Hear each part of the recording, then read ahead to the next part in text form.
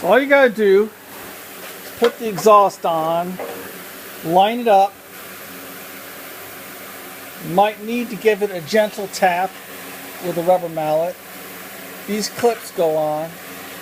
Now the exhaust, the bracket, the clips, and the nuts are all done in high temp satin black. So these should last a very long time. If I can get this nut started. So we'll put all the clips on, get the nuts started, and then it's a 9/16 socket. Tighten it all down. And as you do that, it'll all pull together.